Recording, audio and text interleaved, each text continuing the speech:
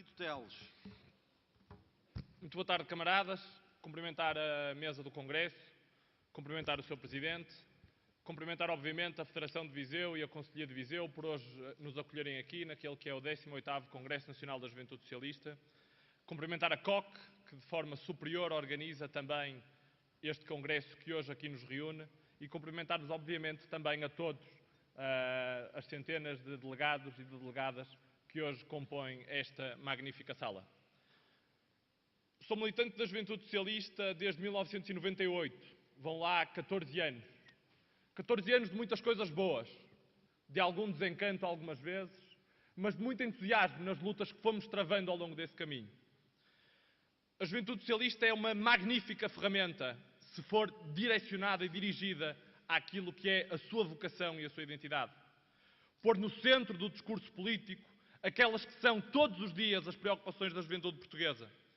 Dar expressão pública, dar expressão mediática, dar voz aos problemas daqueles que, como nós, da nossa geração, das gerações abaixo e também das gerações acima, têm problemas que todos os dias precisam de encontrar o escopo, a defesa, o colo e o regaço de uma estrutura que dê a estruturação e a defesa de todo esse caminho difícil que hoje a juventude portuguesa atravessa.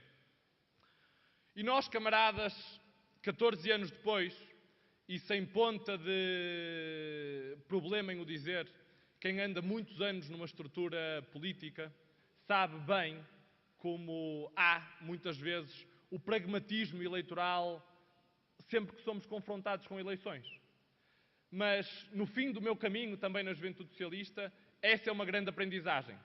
A aprendizagem de que, muitas vezes, perdemos demasiado tempo com guerras intestinas, perdemos demasiado tempo com guerras fratricidas e deixamos de nos dedicar devidamente, com a disponibilidade necessária, com a energia necessária, à defesa daquilo que realmente importa, à defesa daquilo por que cá estamos e por cá andamos todos os dias. Política hoje.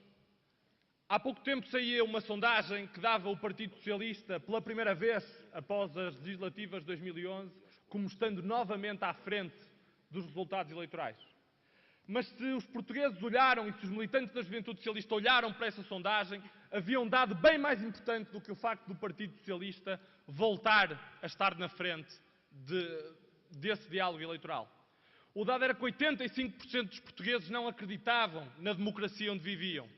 O dado era que 85% dos portugueses não acreditavam na representatividade da estrutura democrática na qual estão integrados e na qual nós, partidos políticos, temos e estamos obrigados a dar respostas. E o João Torres há pouco dizia aqui que só com um certo vetor e um horizonte de valores é que nós seremos capazes de fazer essa mudança. E há valores que eu hoje quero aqui corporizar num exemplo. Não o fiz há pouco propositadamente. O PS governa os Açores há 15 anos. E o PS governa os Açores há 15 anos, assente numa lógica de valores e de princípios, grata ao socialismo democrático e que redundou numa grande vitória há cerca de umas semanas atrás.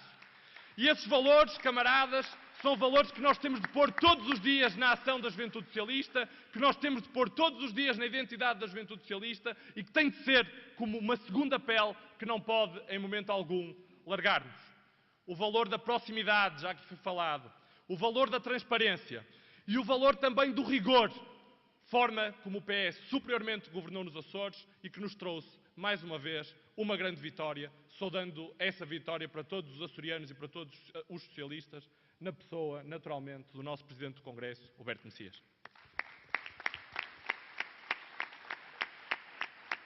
Mas hoje, camaradas, os tempos são de grandes desafios. E os desafios estão naqueles que são a garantia do acesso a um quadro de coesão social, a um quadro de igualdade de oportunidades. E num contexto de grave crise social, económica, familiar, de contornos absolutamente dramáticos em tantas e tantas famílias portuguesas, é absolutamente inaceitável o ataque que os serviços públicos em Portugal têm sofrido ao longo destes últimos 16 meses de governo. E os serviços públicos são os serviços públicos da educação pública, da saúde pública, da segurança social pública. E é também aqui, principalmente em momentos de crise, estas serem as verdadeiras âncoras que seguram a sociedade aos valores da humanidade, aos valores do respeito, da solidariedade e da fraternidade, que a juventude socialista não pode permitir em momento algum que estes valores sejam postos em causa.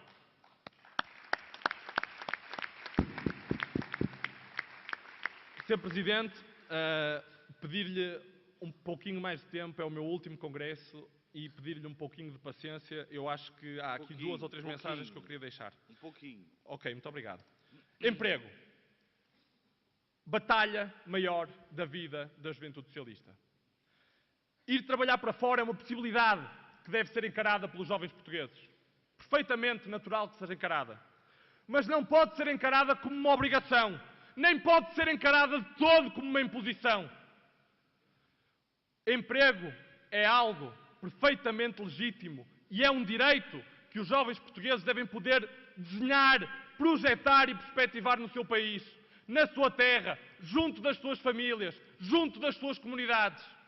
E o dever do Governo é corresponder a esse direito de ter emprego em Portugal com propostas e soluções. E não é dizer como noutros tempos, quando há 50 anos atrás só havia uma solução para os jovens portugueses.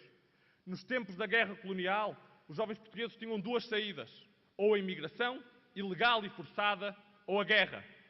Hoje, os jovens portugueses têm outra imigração, que não é legal, mas que é igualmente forçada, porque têm de procurar emprego lá fora e não podem construir em Portugal aquilo que o seu país tem obrigatoriamente de lhes dar a possibilidade de fazer. Este Governo tem destruído mais em 16 meses do que tudo aquilo que nós fomos capazes de construir em 36 anos de democracia. O Orçamento de Estado para 2013 é o mais vil e o mais cabal ataque ao Estado Social, ao seu desmantelamento e àquilo que Portugal vem trazendo desde o pós-25 de Abril, um país assente na liberdade, na coesão e na paz social.